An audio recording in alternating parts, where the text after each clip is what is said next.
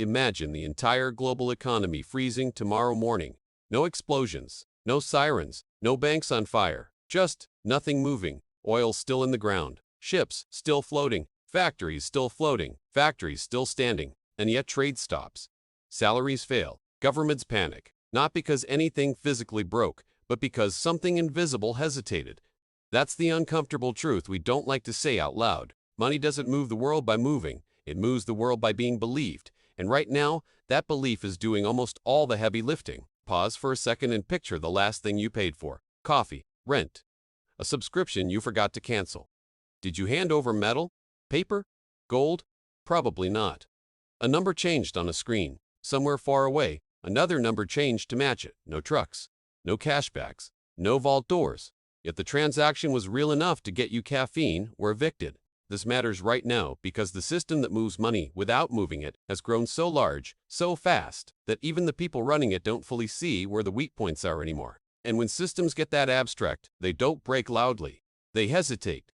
Then they cascade. To understand how money moves the world without moving at all, we need to strip it down to its most basic promise. Money is not a thing. It's a message.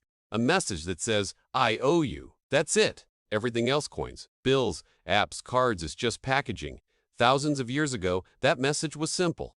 I owe you one goat. Then it became heavier. Metal coins, hard to fake, annoying to carry. Then paper, lighter, easier, more dangerous.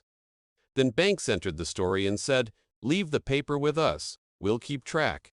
That's when money stopped traveling. Because now, instead of moving value physically, we move trust.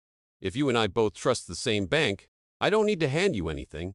I just tell the bank to update the story. Subtract from me, add to you. The world's most powerful economic engine turned into accounting. And it worked. Almost too well. Fast forward to today. When a country buys oil, no tank of cash crosses an ocean. When a corporation pays workers in 5 continents, no planes carry payroll. When governments borrow trillions, no vault empties. Everything happens through layers of promises stacked on top of promises. Bank promises, government promises, central bank promises. Most money you think exists doesn't. Over 90% of global money is just numbers in databases. Not backed by gold, not backed by cash. Backed by the assumption that tomorrow someone will accept it. This is where the system gets quietly strange. Because if money is just a promise, then who is promising what? Let's slow it down. When you deposit money in a bank, it doesn't sit there waiting for you. The bank lends it. That loan becomes someone else's deposit, which becomes another loan. Same original money, multiple claims. This isn't a glitch. It's the system. Banks don't move money around. They replicate permission to use it. That's why a bank can run out of money, even though everyone's balance still looks fine. Because what matters isn't the numbers. It's confidence that those numbers can be honored if demanded. Most of the time, nobody demands, because trust is cheaper than cash. Now scale this idea up. Governments don't fund themselves the way households do. They don't save first, then spend. They spend first, then issue promises. Those promises are called bonds. A bond is just a formal, I'll pay you later. Who buys them? Banks, pension funds, other governments, and central banks, especially central banks. Here's where money really stops moving. When a central bank buys government debt, it doesn't send a truck of cash. It creates new money with keystrokes. Numbers appear, not taken from anywhere, just added. This sounds fake. It sounds illegal. It sounds like cheating. But it's the foundation of the modern system. And it works because everyone agrees to treat those new numbers as real. For now, this is how money moves the world without traveling. Energy flows, goods flow, labor flows. Money just updates the scoreboard. But scoreboards only matter if everyone trusts the rules, and that trust has limits. Every financial crisis in modern history starts the same way. Not with greed, with hesitation. One institution pauses and asks, will they pay me back? Then another asks the same question. Soon, nobody wants to be the last one holding a promise. The system doesn't collapse.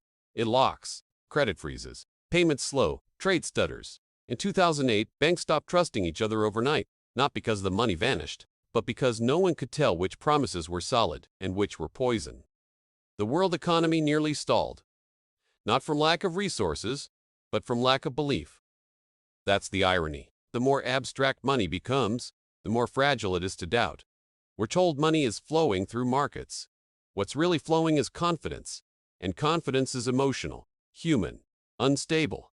Today, money moves faster than ever. Milliseconds. Algorithms lending to algorithms. Trillions shifted by code reacting to other code. No human hand involved.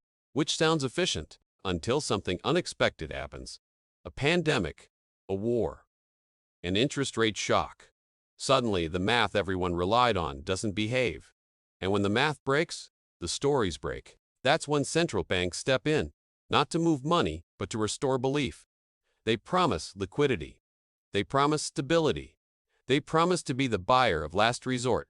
In other words, they promise to keep the promises alive. This is the hidden mechanism. Money doesn't move the world. Narratives do. The narrative that debt will be paid. The narrative that currencies will hold value. The narrative that tomorrow will look enough like today. When those stories are believable, the system hums. When they're questioned, everything slows. Here's the uncomfortable math. Global debt is larger than global output. Promises outweigh production. That doesn't mean collapse is guaranteed. It means stability depends on growth, coordination, and continued trust. No one is driving this system alone. It's more like a massive improv performance where forgetting your line can crash the scene. Zoom out far enough, and you see the risk. Money moving without moving allows incredible scale, but it also disconnects decisions from consequences. It makes spending painless. Debt abstract. Warnings quiet. And the biggest danger isn't inflation or defaults or crashes. It's complacency, because systems that work quietly are easy to assume will work forever. Until one day, they don't. So here's the question that doesn't have a clean answer. If money only works because we all agree it does, what happens when that agreement gets tired? Not angry, not revolutionary, just tired. That's the tension holding the modern world together, and whether it keeps holding depends on something no balance sheet can measure.